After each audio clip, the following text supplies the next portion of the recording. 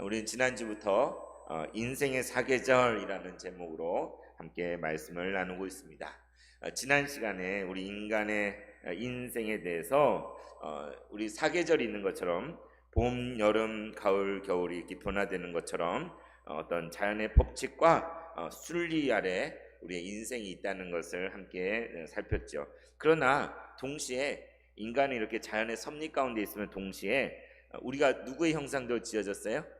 하나님의 형상대로.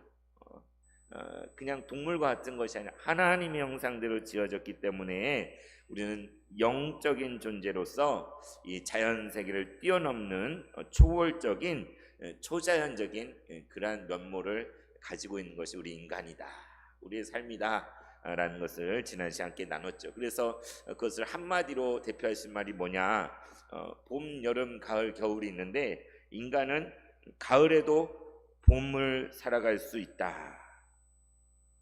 뭐라고요?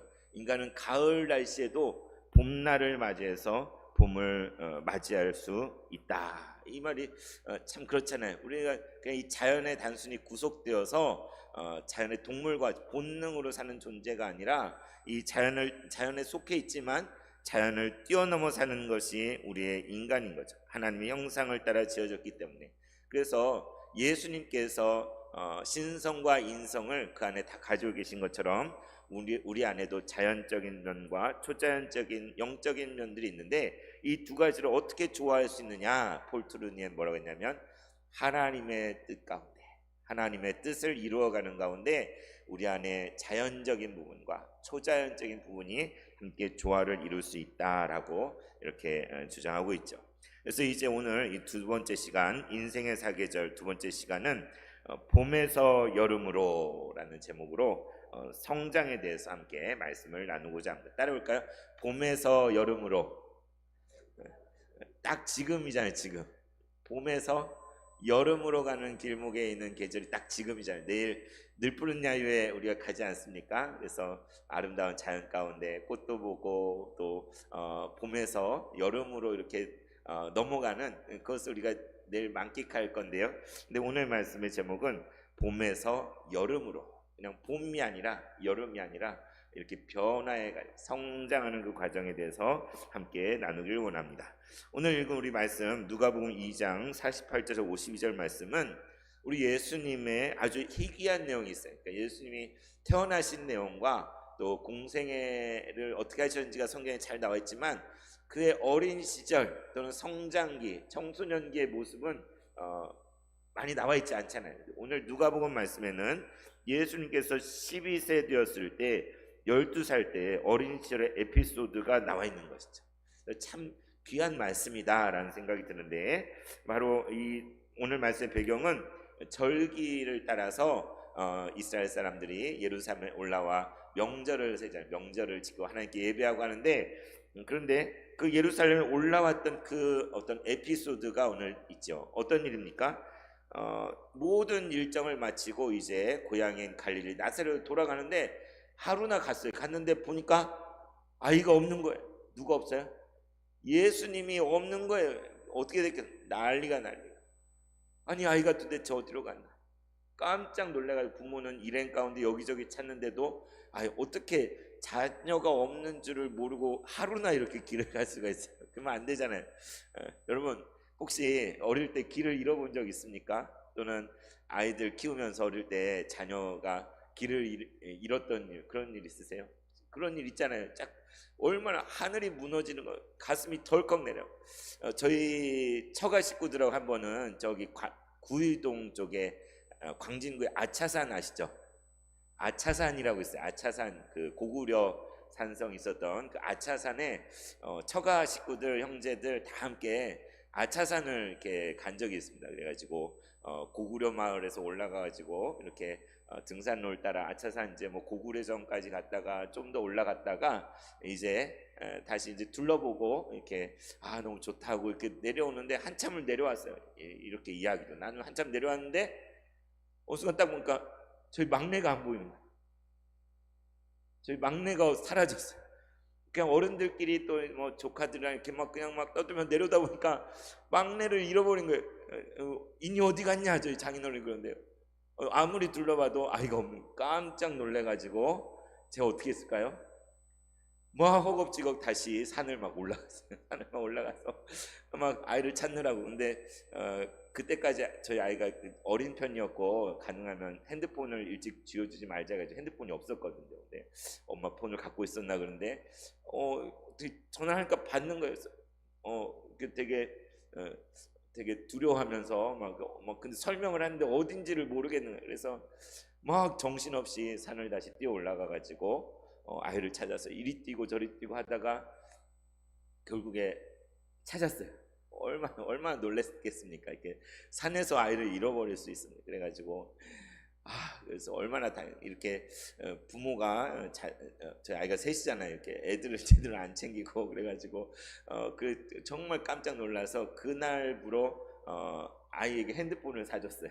무슨 일 생기면 통화돼야 되잖아요, 그죠?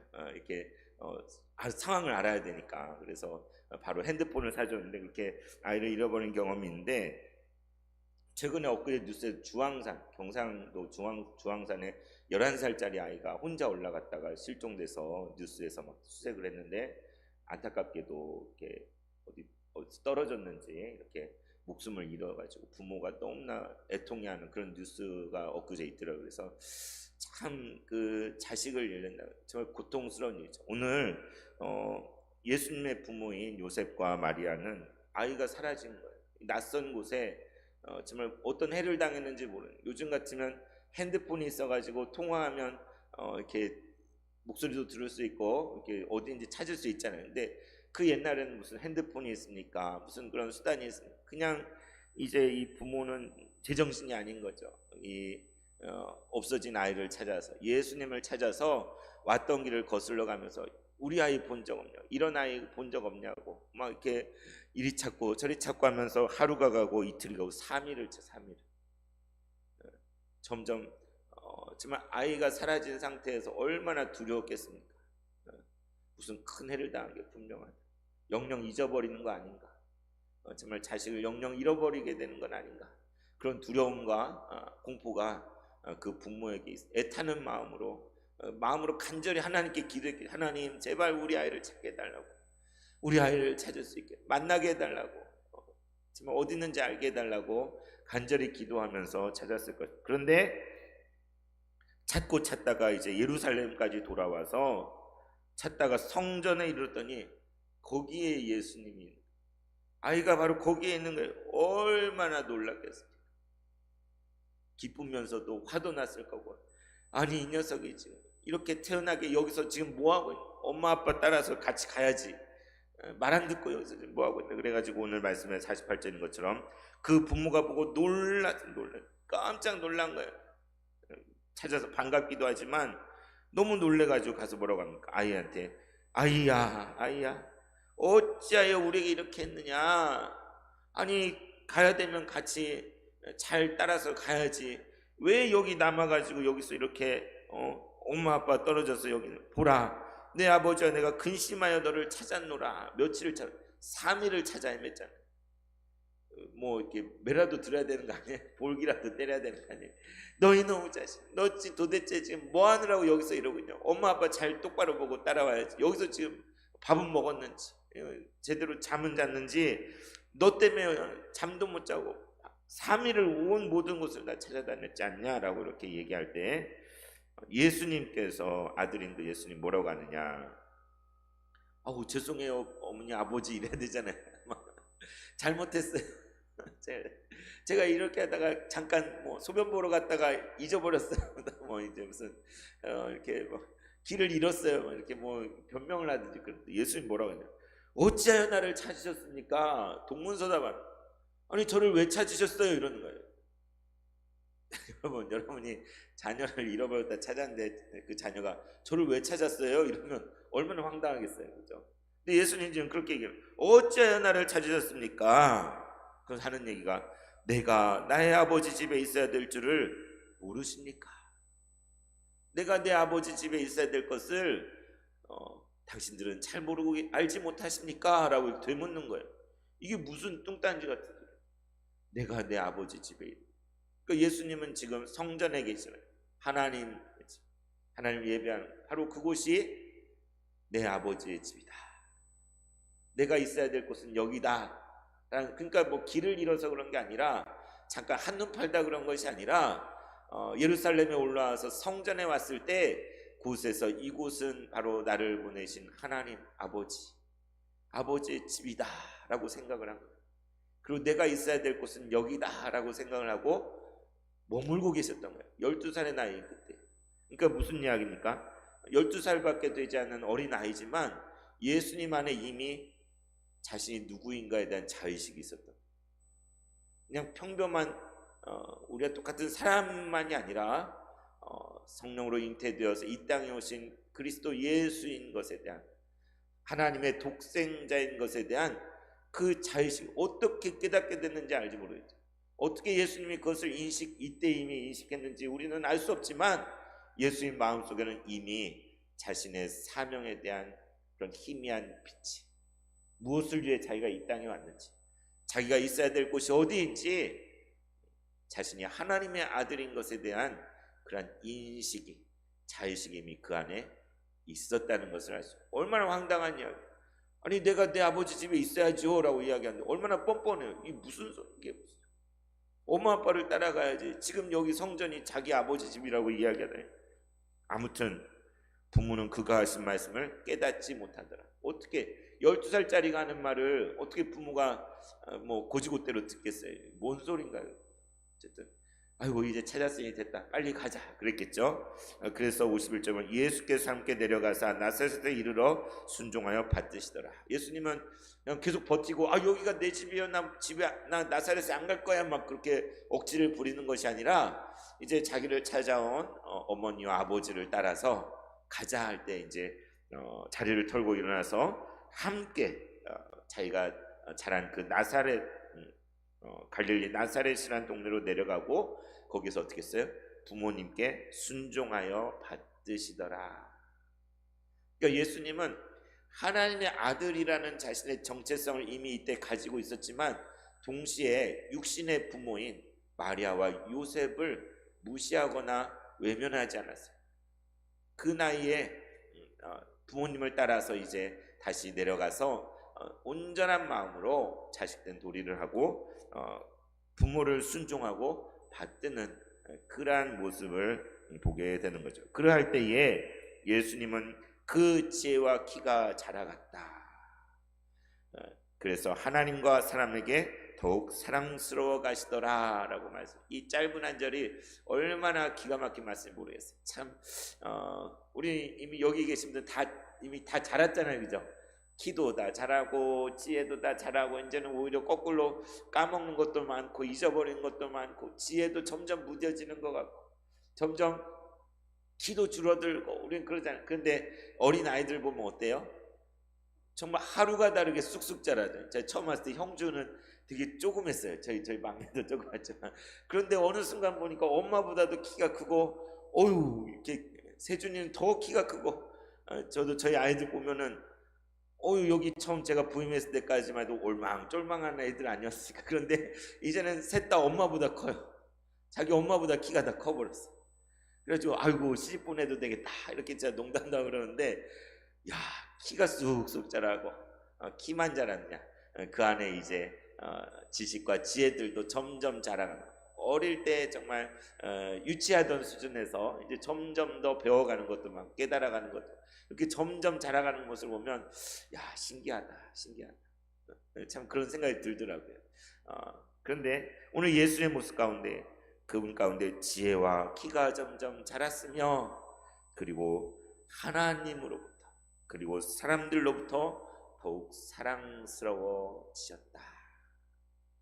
참 너무나 아름다운 정말 시 같은 표현이 아닐 수 없어요. 정말 바라기는 우리 세봉천교회 모든 우리 자녀들, 우리 청년들, 그리고 우리 다음 세대, 우리 학생들, 우리 아이들이 또 우리 집에 가면 우리 손주들 있잖아요. 손주들이 오늘 예수님이 그러한 것처럼 주님의 은혜 가운데서 지혜가 자라고 키가 자라고 근육이 자라고 뼈가 자라고 그리고 하나님과 사람에게 점점 더 사랑스러워가는 그러한 은혜가 있기를 진심으로 축원합니다. 예수님도 우리 아이들이 겪은 것과 똑같은 과정을 겪으시고 우리가 지난 날 여러분 정말 응애하고 태어나 처음엔 애기였잖아요. 아장아장 걸었었잖아요. 여러분도 기억나십니까? 막 걷다가 자빠지고 이런 거 기억나십니까? 막 운동장에 뜀박질하다 넘어지고 이런 거 기억나십니까? 그리고 막 동생 업고 다니고 나물 캐러 다니고 뭐 학교 다니고 책보에 싸가지고 학교 다니다가 이제 더 커가지고 이제 아가씨가 되고 또 청년이 되고 해가지고 또 결혼도 하고 그런 세월들을 여러분 다 지나오셨잖아요, 그죠? 우리가 그런 날들을 겪어온 것처럼 이제 봄에서 여름으로 이런 성장에 대한 것들을 보게 되는데 그래서 오늘 함께 나누는 이 말씀은 이제 우리들도 바로 예수님이 그런 것처럼 봄으로부터 여름으로 성장하는 존재라는 것을 함께 나누길 원합니다. 우리는 성장하는 봄에서 여름으로 나아가는 존재가 바로 우리인 거예요. 마치 아이들이 점점 자라서 어른이 돼가고 성숙하는 것처럼 우리 신앙 안에서 그리스도 안에서 마냥 봄으로만 있는 것이 아니라 마냥 겨울로만 있는 것이 아니라 봄에서 이제 때가 되면 여름으로 자라가는 그러한 존재, 성장하는 존재라는 것을 함께 나누기를 원합니다. 오늘 나누고자 하는 것은 폴 투르니의 제2장에 나오는 봄에서 여름으로에 대한 내용을 잠깐 여러분께 소개하고자 하는데요. 여기에는 유년기에서 성인기로 넘어가는 발전 단계에 대해서 주목을 하고 있어요. 그러니까 어린 시절에서 어른이 돼가는 그런 과정. 나는 이미 어른 됐는데요 이렇게 생각할 수도 있겠지만 우리 함께 이 말씀 보면서 우리 자녀들을 떠올려보고 우리의 영적으로 신앙 안에서 저 유아기에서 어린아이에서 어른으로 성경은 계속 이야기하잖아요. 내가 어린아이를 버렸노라. 내가 어른이 돼서는 어린아이를 버렸다. 그리스도의 장성한 분량까지 자라가야 할 것에 대해서 성경은 계속해서 말하지 않습니까? 그래서 함께 이 내용을 함께 나누기를 원합니다. 현대 심리학에서 유명한 심리학자 누가 있어요? 프로이드라는 이름이죠. 프로이드. 그리고 칼 융이라는 사람도 있어요. 그런데 뭐 어려운 얘기를 하려면 간단하게 얘기하겠어요. 프로이드는 이 어떻게 보면 봄의 성장에 대해서 인간은 각 성장의 단계가 있다. 뭐 조만할 때, 좀 더 컸을 때, 청소년, 청년 이렇게 단계들이 있다. 무슨 말인지 이해하시죠? 이렇게 단계들이 있을 수 있잖아요. 근데 그 단계들을 나누고 그 각 단계마다 그 시기에 특별한 욕구와 충동이 있다는 거예요. 욕구와 충동. 그러니까 유치원생들이 갖고 있는 어떤 충동이 있고 초등학생이 가지고 있는 욕구가 있고 청소년이 갖는 그런 욕구가 있다는 거예요, 인간이. 그럴듯하잖아요. 그런데 만약에 그 시기에 그 단계에서 주어진 그 욕구를 제대로 해소하지 못하면 그것을 제대로 이렇게 소화해내지 못하면 문제가 발생한다는 거예요. 그럴 수 있겠죠, 그죠? 욕구불만이 생길 거 아니에요, 그죠? 그러니까 어린 아이에게 제대로 부모가 사랑을 마음껏 줘야 될 때 사랑을 받지 못한 아이는 어떨 것 같아요? 사랑을 받고 자라야 될 때, 엄마 젖을 먹고 자라야 될 때 꼭 안겨져 있어야 할 그때에 방치되어져 있고 제대로 젖을 못 먹고 막대해진다면 그 아이는 문제가 생길 수밖에 없는 거잖아요. 사랑에 대한 결핍이 있을 수밖에 없는 거잖아요. 그래서 그 각 단계에 충족되어질 욕구가 충족되지 않았을 때 그 사람은 겉모습은 허우대같이 컸어도 누구라는 거야? 어른아이라는 어른아이. 겉은 어른인데 속은 애라는 거예요. 여러분 살다 보면 그런 사람도 있잖아요. 어른인데 하는 짓을 보면 애같이 유치한 짓을 하는, 속이 어린애들 같이 이렇게 생각하는, 이렇게 뭐 좀 어른스러웠으면 좋겠는데 자기 나이값을 못하는 나이값. 겉은 허우대는 멀쩡하고 학교도 다니고 뭐 이렇게 뭐 직장도 다니고 그런데 아니 그 안에 그 성품이나 여러 가지 그런 것들이 제대로 갖추 있지 않아서 문제를 애같이 구는 그런 걸 뭐 그 마마보이, 파파걸 뭐 그런 얘기 들어보셨죠? 그런 것. 그래서 이 프로이드는 이렇게 각 단계의 욕구와 충동이 있는데 그것이 해소되지 않을 때 문제가 발생한다. 그래서 그것들이 채워져야 된다는 얘기죠. 그래서 지극히 자연주의적인 방법으로 이 성장에 대해 이야기했다면 이해 가시죠? 이제 두 번째 칼 융이라는 사람은 조금 더 이 성장의 과정을 물론 프로이드가 말한 것들을 이야기하지만 이 과정 속에 통합이라는 개념을 가지고 설명해. 통합. 따로 통합. 우리 교단이 뭐예요? 합동이에요, 통합이에요? 통합이잖아요. 칼융이 우리랑 좀 친근한 것 같아요, 그죠? 우리는 대한예수교장의 통합교단입니다. 근데 이 칼융도 이 통합이라는 걸 이 성장에서 통합을 이야기. 그러니까 무슨 얘기냐면 이제 가령 이제 청년 시기 어린 시절에는 모든 것을 흑백 논리로 생각한다. 기면이고 아니면 아니고 내가 맞고 막 이렇게 흑백 논리로 생각한다. 저도 그랬던 것 같아요. 어릴 때 생각해 보면 막 이렇게 제가 바른생활 어린이 자칭 그래가지고 막 어른이 막 건널목 아닌 데로 막 건너는 게 보면 막 화가 나고 저 어른은 왜 건널목으로 안 건너고 막 아무 데로 건너나 막 나중에 제가 중국 선교를 갔다 와서는 막 아무 데로나 막 건너고 그랬는데 어릴 땐 그랬어요. 이렇게 막 아니 저 어른은 왜 쓰레기를 아무 데나 버리고 아니 건널목으로 건너야지 왜 저는 뭐좀 제가 예를 그렇게 들어본다면 그러니까는 뭐냐면 이 청년의 시기에는 모든 것은 기면기고 아니면 아니다는 게 너무 확실하게 구분선을 가지고 있어가지고 뭔가 자기 안에 부정적인 것들을 막 억누른다는 거예요. 내 안에 잘못된 것, 아닌 것 같은 것들을 그냥 감춰도 억누르고 이렇게 하는데 근데 점점 자라면서 자기 안에도 부정적이 있다는 게 보이잖아요. 내가 다 제대로 판단하는 게 아니라 나도 실수하고 문제가 있고 막 화를 낼 때도 있고 또 어리석게 굴 때도 있고 그런 것들 내가 인정하고 싶지 않은데 내 안에 선만 있느냐 선과 악이 동시에 있는 것을 인식하게 되잖아요. 그럼 어떨 것 같아요? 전에는 그냥 억누르고 있었는데 이제 부정할 수 없는 그러니까 갈등이 내면에 막 갈등이 일어나는 거예요. 내 안에 바울도 그랬잖아요. 내 안에 선한 것을 하고자 하는 그런데 내 안에 도리어 악한 것을 추구하는 그 오라 나는 공고한 사람 이 사망을 누가 나를 건져내랴 그 고백처럼 우리 안에 내 자신 안에 다른 사람은 자취하고 내 안에서부터 이런 갈등들 내가 긍정하는 면인가 부정하고 싶은 것들 같이 막 싸우는 이런 것 가운데서 투쟁하고 싸우는 거예요. 그래서 이게 좀 좋지 않은 방향으로 가면 자분열이 일어날 수 있겠죠. 그죠? 그러니까 이중적이 될 수 있잖아요. 다시 말하면 바리새인들이 어때요? 바리새인들은 외식하는 사람들이었잖아요. 겉으로는 경건하고 거룩하고 하나님을 예배하는 사람처럼 했지만 그 이면에 뭐가 있어요? 다른 사람들을 손가락질하고 정죄하고 판단하고 교만하고 자랑하고 하나님께로 나아가는 사람들을 오히려 그 길을 가로막는 겉으로는 정말 신자 중에 신자인데 그 속을 들여다보면 완전히 꽝인 바리새인들께서 예수님께서 외식하는 자들아 그런 것처럼 자아분열 이중생활하면 어떻게 돼요? 낮에는 점잖게 했는데 밤에는 완전히 도둑이 된다 강도가 된다 낮에는 멀쩡하게 정말 착하게 그래서 가끔 어떤 흉악범이나 무슨 사고가 무슨 범죄가 나타났을 때 주변에서 그 사람 진짜 말도 없고 착하고 있는지 없는지도 모르는 사람 법 없이도 살 사람인데 어떻게 그 사람이 그런 짓을 했대요. 우리 깜짝 놀라잖아요. 그 사람은 그런 일 할 사람이 아닌데 그런 욕을 할 사람이 아니에요. 그런 나쁜 짓을 할 사람이 아닌데 어떻게 그런지 이해가 안 가네요.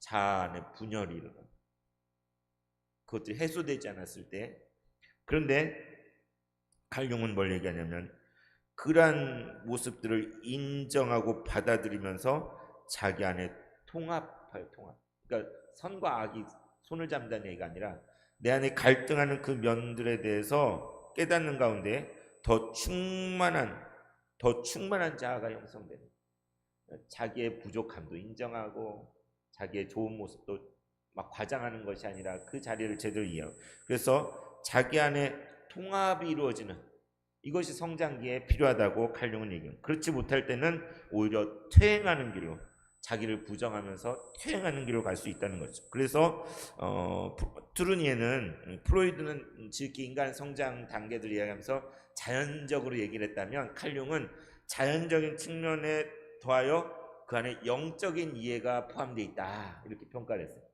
그러니까 한 걸음 더 나은 거죠. 프로이드는 그냥 인간을 어떤 본능에 따라 욕구와 충동에 따라서 그것이 해소되는 그런 존재로 막 이야기했다면 칼융은 자기 안에 있는 그 갈등을 이렇게 통합해가는 과정 가운데 더 충만한 인생으로 더 커지는 기존에 나보다 더 큰 사람으로 되어져가는 그러한 것들을 이야기해서 단순히 자연적인 측면을 이야기하는 게 아니라 영적인 면이 그 안에 들어있다라고 이렇게 평가를 했는데, 이제 그럼 성경에 대한 이 성장에 대해서 성경은 어떻게 이해할 수 있는가? 하나님의 말씀, 성경은 먼저 신구약 말씀을 생각해 보면 구약의 말씀 어떻습니까?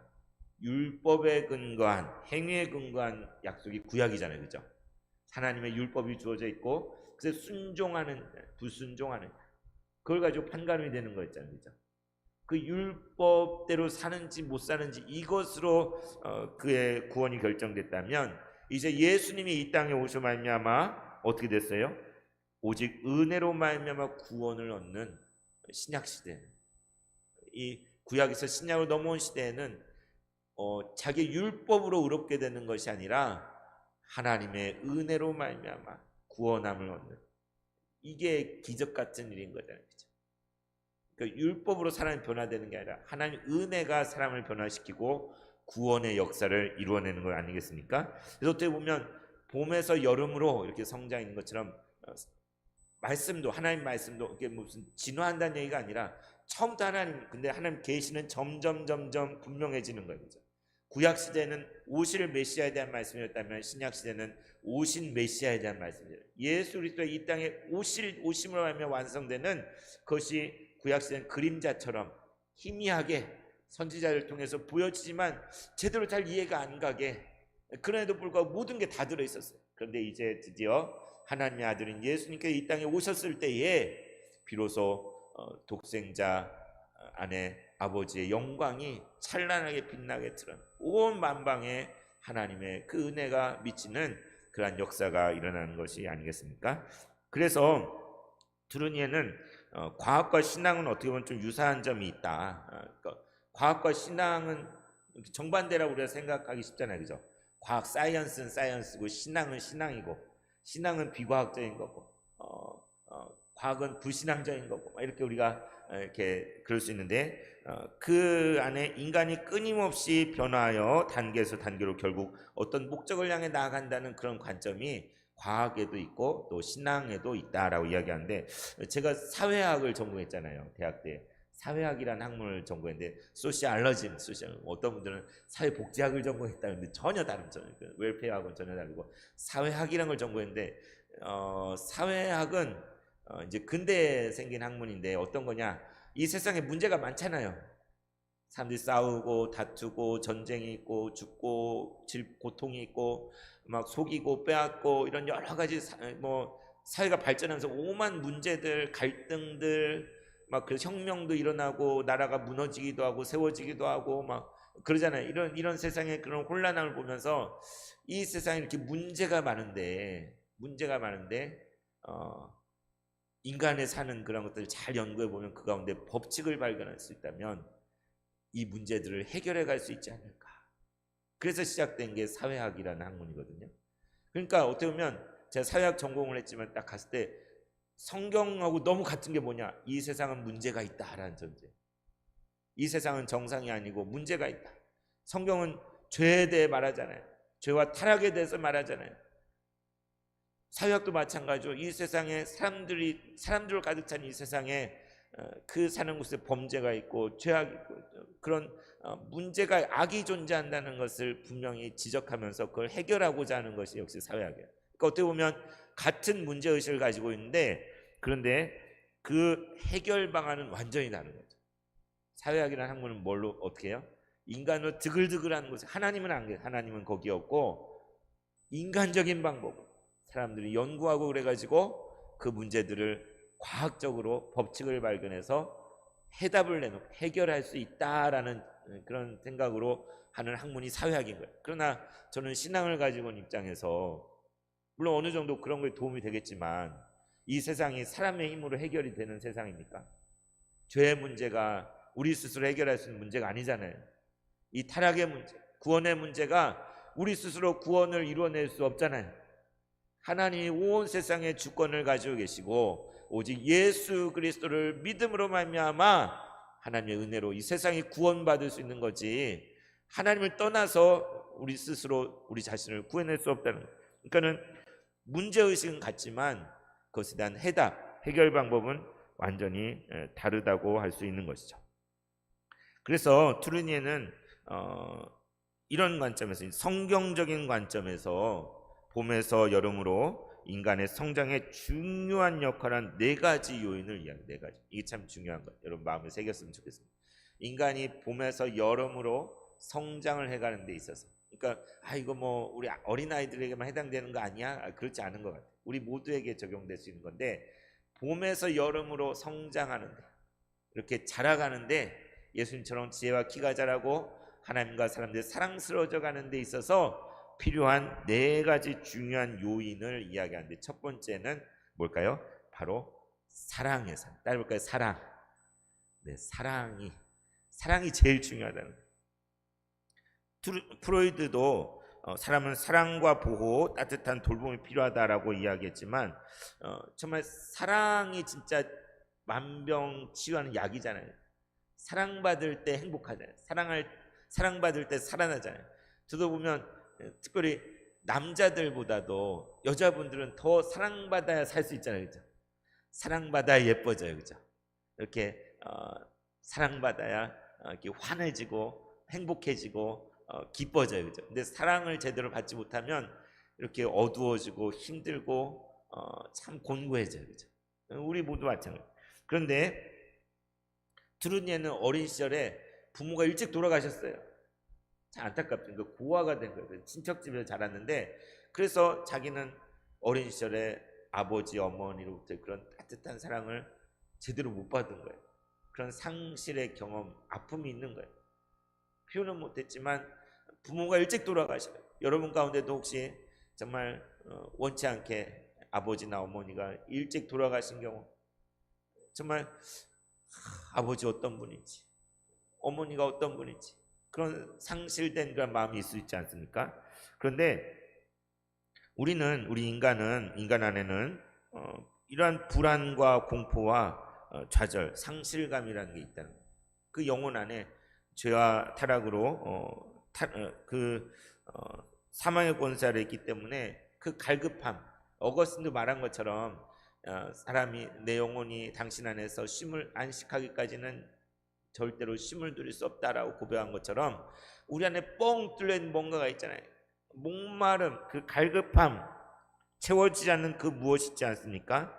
불안이 있고 공포가. 그래서 사랑을 갈구하게 돼요. 그 사마리아 성에 있었던 그 수가성의 여인은 어땠습니까? 그 사랑을 갈구해서 남편이 하나 둘 셋 넷, 자기를 사랑해 줄 것 같은 사람에게 자기를 의탁해 보지만 진실한 사랑을 만나지 못하고, 또 버림받고, 또 새로운 사랑을 찾아내는 시간 또 버림받고, 또 이 사람이 나에게 진실한 사랑을 해줄까 했는데 또 버림받는 그런 비참한 갈급한 인생, 목마른 인생을 산 여자가 사마리아 수가성 여인이잖아요.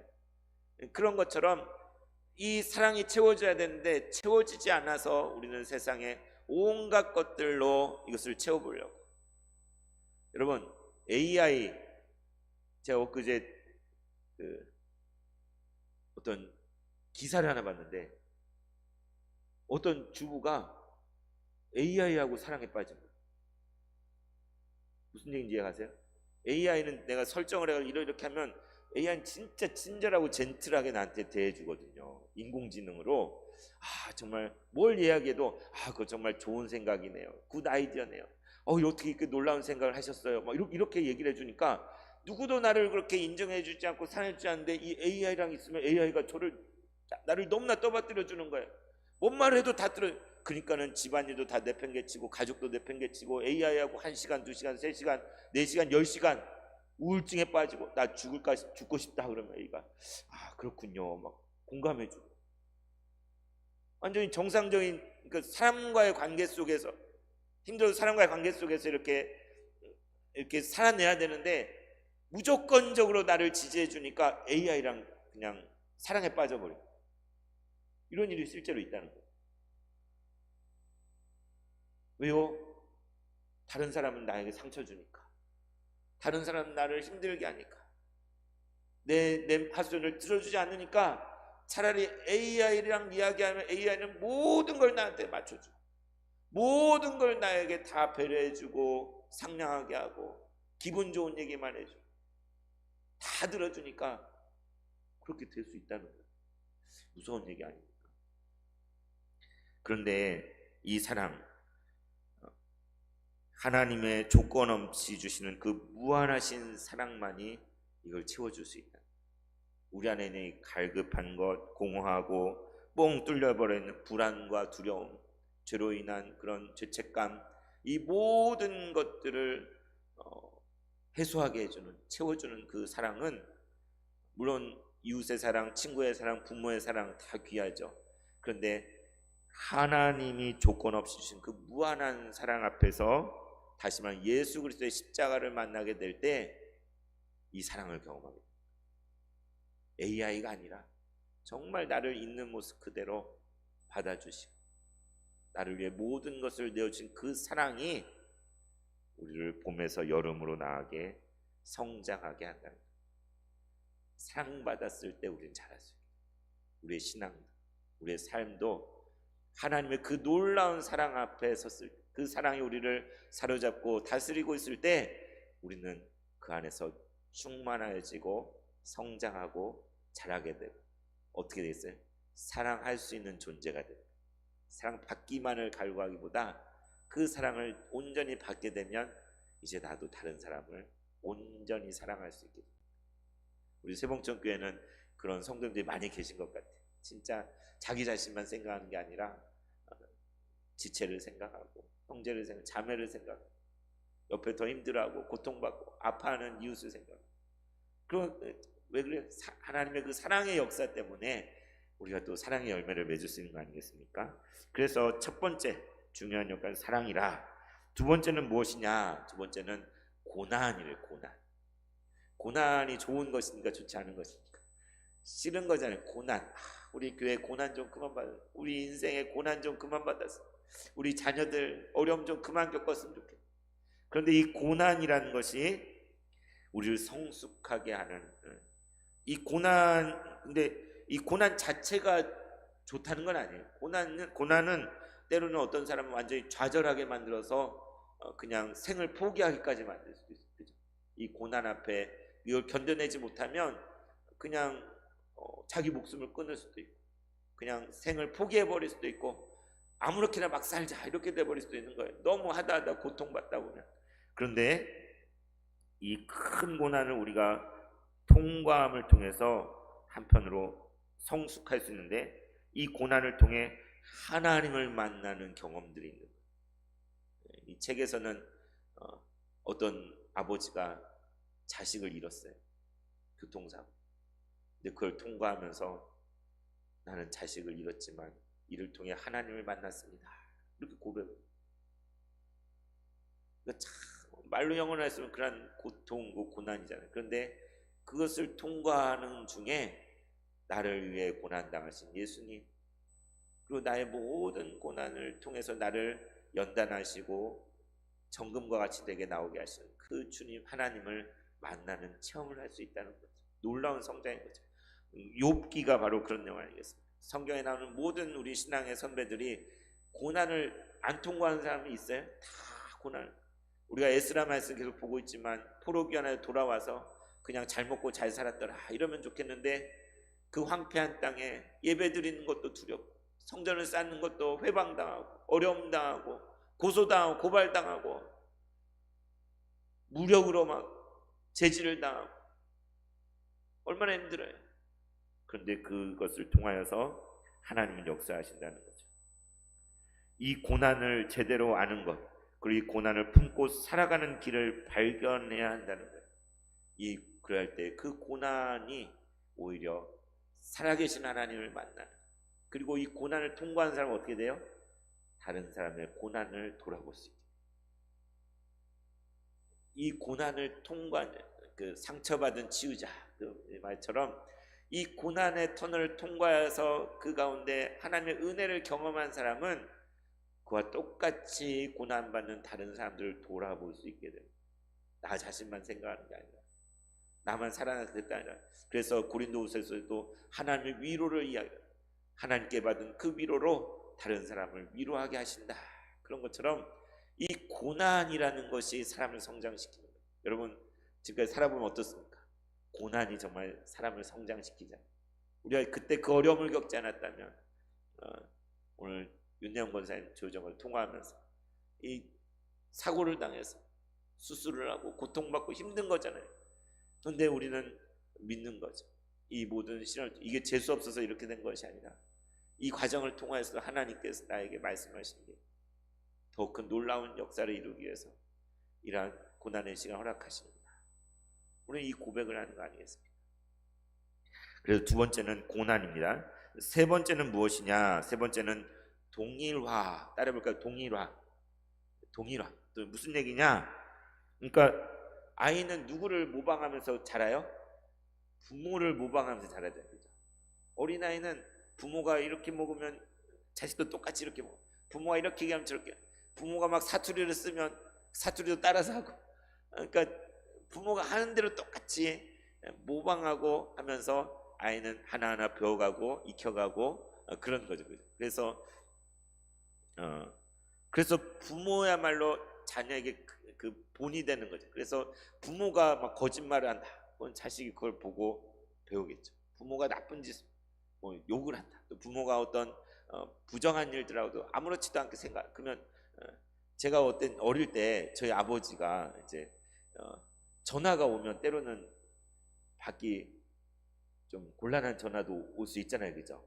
그러면 저희 아버지가 아유 없다고 그래 이런 식으로 그렇게 하셨었어요. 아유 저희 아버지가 들었는데 전화 이렇게 좀 누구세요? 네, 누구요? 이렇게 해서 누구라고 그러면 좀 받기 곤란한 전화는 좀 안 받고 싶잖아요. 그러니까 없다고 그래 그러면 이제 지금 안 계시는데요. 그렇게 넘어갔다.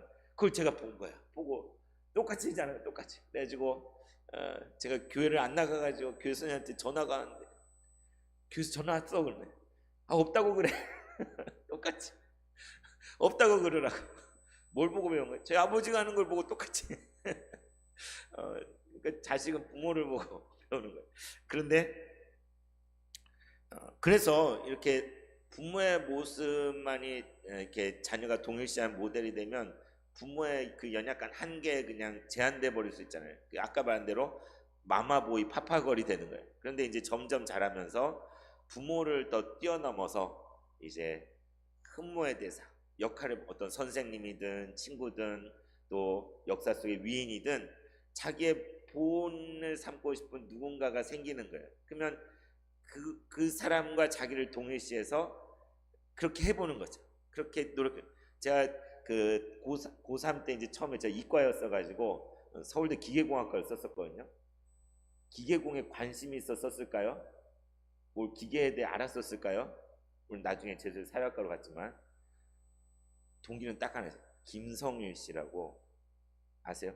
김성일 제국과 천국 이런 책도 쓰고 그 기독교 작가 소설을 쓰는 김성일 작가가 있어요. 근데 그분이 큰 기업의 임원까지 했다가 이렇게 나와서 이제 기독교 소설 이런 걸 쓰시는 분이었는데 그분이 서울대 기계공학과를 나와요. 그러니까 뭐 제가 무슨 기계에 대해 안다거나 뭐 기계공학에 대해 관심이 있거나 이런 게 아니라 그분이 그 과를 나왔다고 그러니까 저도 그 과를 지원을 한 거예요. 이해가세요? 여러분 이게 좀 기가 막힌가요? 우리 이렇게 뭐 우리 아이들이 어떤 뭐 무슨 그 아이돌이 막 이렇게 하는 게 너무 멋져 보이고 막 따라해보고 싶으면 막 그게 또 따라하고 유행을 따라한다든지 또 사람들이 막 선호하는 어떤 것들을 다 모방하려 든다든지 이런 것들이 다 동일화라고 할 수 있는데 이제 그렇게 자기가 어떤 더 큰 누군가를 생각하고 그 사람의 나를 동일화해서 흉내내고 따라해보고 이렇게 하는 걸 통해서 자라간다는 건데 그런데 우리는 그냥 세상 사람들처럼 그냥 막연하게 세상에 좋다고 보이는 것들을 동일화하는 것이 아니라 진정으로 우리가 동일화해야 될 모델은 누구예요? 바로 예수 그리스도. 예수님이 우리의 동일화의 대상입니다. 예수님 나를 따르라 라고 말씀하셨고 나를 본받으라 라고 말씀하셨고 내가 행한 대로 너희도 하게 하려 합니다. 내가 너를 사랑한 것 같이 너희도 서로 사랑하게 하려 합니다. 우리 예수님이 야말로 이 땅에 참다운 인간, 참된 삶, 하나님이 기뻐하신 뜻을 온전히 이루어드린 그 삶의 표본이 되는 그래서 우리는 성경을 보면서 끊임없이 누구를 닮아가는 거예요? 예수님을 닮아가는 거예요. 예수님 닮기 원합니다. 우리 매주일마다 주님을 향한 내 속의 갈망이 더 넘쳐나고 더 커져가고 주님을 알기 원합니다. 주님 더 알기 원합니다. 왜 알고 싶은 거예요? 주님을 사랑하기 때문에, 주님을 닮고 싶어서, 주님이 기뻐하시는 모습으로 살고 싶어서 알기 원하다는 거예요. 우리가 성경을 늘 보는 것도 그분을 닮기 원하는 거 아니겠습니까? 그래서 사도 바울은 이제 내가 사는 것은 내가 아니요 내 안에 그리스도께서 사시는 것이라. 예수님을 자기 삶 안에 모시고 살다 보니까 내가 사는 게 아니라, 바울인 내가 사는 게 아니라, 물론 내가 살고 있죠. 그런데 내 안에 살아계신 분은 그리스도시다. 예수님이 내 안에 살아계신다. 이 고백을 하고 있지 않습니까? 그래서 성경은 끊임없이 그리스도 안에 엔 그리스도, 우리 안에 누가 계셔야 돼요? 예수님이 계시고, 우리가 진정으로 같아지기 원하는 분은 예수님이어야 되는 거죠. 마지막 네 번째는 적응이에요. 적응은 무엇이냐? 인간은 끊임없이 새로운 상황 속에 놓이게 되는데 그때마다 자기 자신을 넘어서는 경험을 한다는 거죠. 이전에 겪어보신 그런 상황들 있어요. 그래서 괴테는 이런 말을 했대요. 사는 것은 곧 적응하는 것이다 라고 말하는데, 여러분 어떻습니까? 적응을 잘 하시나요? 잘 못하시나요? 어디 새로운 곳에 가면 적응을 아주 잘하는 사람이 있고, 어떤 사람은 적응을 잘 못하는 사람이 있어요. 외국 나가면 그 나라 음식을 아주 잘 먹는 사람이 있고, 전 잘 먹을까요? 잘 못 먹을까요? 엄청 잘 먹습니다. 근데 외국 나가면 그 나라 음식 잘 못 먹는 사람이 있어요. 저희 아내 외국 여행을 딱 한 번 신혼여행 말고 갔는데, 가서 맨날 한인 식당 가가지고 김치찌개 먹었어요. 그 나라 가면 그 나라 거 먹어야 되는데 입맛도 안 맞고 막 이상하고, 우리나라 것이 좋은 것이요 해가지고 고추장 김치찌개 먹고. 여러분 어떠세요? 이렇게 막 낯선 데 가서도 그냥 다 적응하고 아무 길바닥에서 잠자고 막 이러십니까? 아니면 내 집에 있는 그 베개가 있어야 되고, 내가 내 안락한 이런 것들 갖춰줘야 나 다리 뻗고, 안 그러면 나 잠 못 자요 이러십니까? 우리는 다 다를 수 있죠. 적응을 잘하는 사람도 있고 못하는 사람도 있죠. 그런데 여기 투르님 뭘 얘기하냐면, 적응을 너무 못해도 문제고 적응을 너무 잘하는 것도 문제예요. 적응을 못하면 왜 문제냐? 부적응하면 폐쇄되는 영장. 제가 중학교 1학년 때 적응을 못했어요. 그래가지고 갑자기 말을 더듬고 막 자꾸 넘어지고 막 이상한 증상이에요. 부모님 깜짝 놀라요. 너 왜 그러냐? 그래서 요새는 신경정신과 아무나 가잖아요. 그때 신경정신과는 저를 데려가는데 막 정신병원 데려가는 것 같으면 안 가려고 막 그러는데, 누구나 가는 데라고. 그래가지고 저를 이제 대학병원 신경정신과 가가지고 막 뇌파 검사도 하고 몸 막 다 붙여가지고 검사도 하는데, 뭐가 나왔을까 안 나왔을까요? 나온 거 없어요. 그냥 부적응. 초등학교 때 다니다 중학교 가서 적응하는데 좀 긴장하고 놀래가지고 제가 그런 현상이 나타난 거예요. 그러니까 막 두렵고, 변화된 상황들이 두렵고, 그것에 대해 적응하지 못하면 막 이상 증상이 나타날 수 있잖아요. 막 몸에 문제가 일어나고 다른 소리가 들릴 수도 있고, 막 이상 행동을 떨릴 수가 있고, 막 그런 부적응하면 폐쇄적이 되고 움츠러들게 돼요. 그런데 아주 적응을 잘하는 예로 뭘 얘기하느냐? 어떤 부부가 있는데 한 번도 부부싸움을 한 적이 없어요. 좋아요, 안 좋아요? 저희 부부는 한 번도 서로 부부싸움 한 적이 없습니다. 대단한 거잖아요.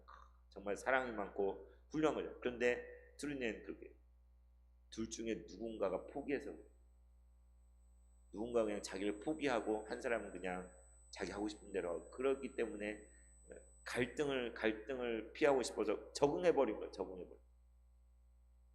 그 차이를 뚫고 해결해 나가고 문제를 해결한, 그걸 마주치고 싶지 않으니까 덮어버리고 적응해버려요. 그러니까 한쪽에 적응해버려요.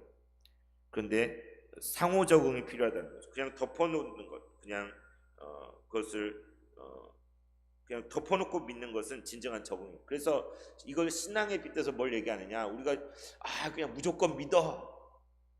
되게 신앙 좋은 거 아니에요? 그냥 잘 이해 안 가도 무조건 믿어. 때로는 도움이 될 수도 있잖아요, 그죠? 성경에 그렇다고 돼서 무조건 믿어. 예수님 이렇게 말씀하셨다 무조건 믿어. 안 믿는 거는 문제가 있는 거야. 신앙이 부족한 거야. 그런데 그게 아니라 우리는 끊임없이 의심과 신앙 사이에 갈등을 겪으면서 자기 내면의 그 싸움을 통해서 진정한 신앙이 형성된다. 덮어놓고 믿는 게 진짜 좋은 믿음이 아니라 이게 정말 그럴까? 이 말씀이 뭘 의미하는? 나 이해가 안 가는데 주님 나 이거 믿겨지지 않아요. 저도 이렇게 지나오면서 보면 성경에 이렇게 이건 도저히 내가 잘 믿겨지지 않는데 하고 갈등했던 것도 있을까 없을까요? 여러분 그런 거 있어요 없어요? 우리 아이들도 보면 그런 것들을 그냥 속으로만 넘기고 있다가 어느 순간에 그걸 표현하고 있어요. 사실은 전도사님 사실은 성경에 이런 것들이 저는 잘 믿겨지지 않았어요. 이게 왜 이런지 잘 이해가 안 가요. 그저는 그냥 덮어놓고 있는 거예요. 그냥 그런가 보다. 제대로 직면하지 않고 대면하지 않고 무조건 그냥 자기가 제대로 믿는 건지 아닌 건지 모르고 살다가 이제 뭔가 진실의 문이 열리기 시작해가지고 이해가 안 갔던 것들, 궁금했던 것들, 도저히 이상하게 여겨졌던 것들을 질문하게 깜짝 놀랐어요. 이게 믿겨지지 않았다. 이거 이해 안 갔다고? 그래서 이제 새로운 차원이 열린 거예요. 그러니까 여러분에게 의심하라는 얘기가 아닙니다. 그러니까 막 말씀을 의심하고 부인하고 거부하고 막 일부러 딴지를 걸고 그러라는 얘기예요. 믿어지면 믿으면 돼요. 그런데 그냥 단순히 무턱대고 믿는 게 진정한 신앙이 아니라 우리 안에 그런 의심과 신앙의 갈등 속에서 그 내면의 그 싸움을 통해서 이제 아까 칼융이 통합이라고 이야기한 것 같고 또 통화할 수 있을 텐데 그 과정을 통해서 진정한 신앙이 형성되는 거예요. 이게 그냥 이론이 아니라 성경에 나온 모든 인물들이 거의 그런 식이라는 거예요. 성경에 나온 모든 믿음의 선진들이 하나님과 엄청나게 싸우면서 성장을 했어요. 아브라함 믿음의 여정을 우리가 함께 수요예배 가운데 계속 나왔지만 아브라함이 그 대표적인 야곱이 야복강가에서 하나님과 씨름 모세도 그렇고 예레미야도 그렇고 베드로와 바울 그 모든 신앙의 인물들 우리가 믿음이 좋다고 생각한 그 사람들이 그냥 어느 날 갑자기 엄청난 믿음의 조상들 믿음의 사람이 된 것이 아니라 하나님과 갈등을 싸워가면서 하나님 겪어가면서 새롭게 하나하나 알아가고 그런 가운데 진정한 믿음의 사람으로 변화되어 갔다는 것이죠. 그럴 때 진정으로 성장이 이루어지고 인생의 새로운 계절에 들어가게 됩니다. 그냥 마냥 봄날에 머무는 것이 아니라 봄에서 여름으로 새로운 계절에 들어갈 수 있다는 것이죠.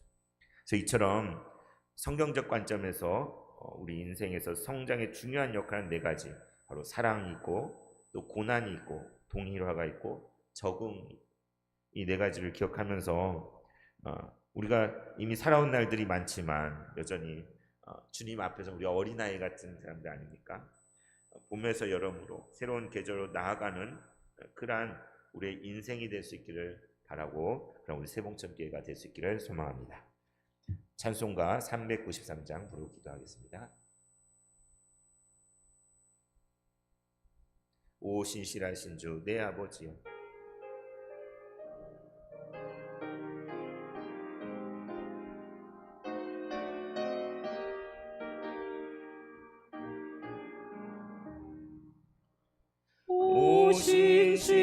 신실하신 주 내 아버지여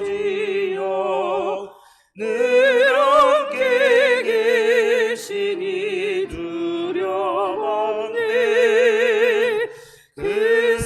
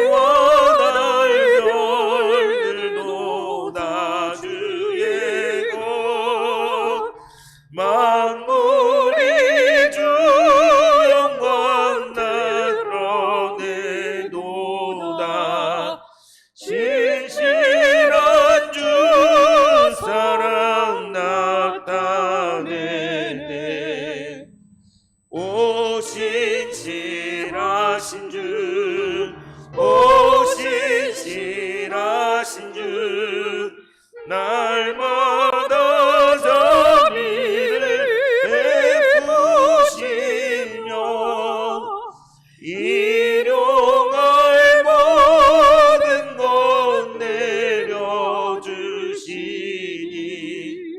오 신실하신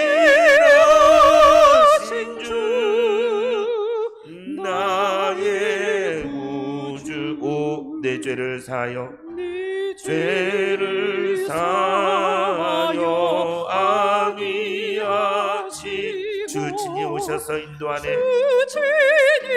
오셔서 인도하네 오늘의 힘내고 내일의 소망 오늘의 힘내고 내일의 소 주만이 만복을 내리시네 주만이 만복을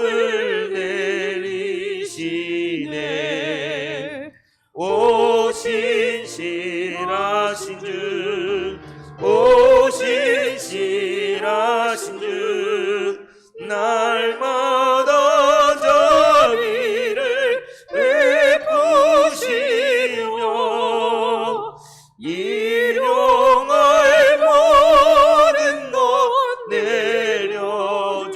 내려주시니 오 신실하신 주 나의 구주 오 신실하신 하나님 아버지 우리를 봄에서 여름으로 성장시키시기 원하시는 주님 하나님의 무한한 사랑이 우리를 변화하게 하여 주시고 우리가 겪는 고난을 통해서 주님을 더욱 깊이 만나게 하여 주시옵소서 우리가 닮기를 원하는 분 오직 예수 그리스도가 되게 하여 주시고 우리의 삶의 모든 상황들 속에서 하나님을 경험하며 그 모든 것을 넘어설 수 있는 우리 모두가 되게 하여 주시옵소서 이 모든 말씀 예수님 이름으로 기도드리옵나이다. 아멘.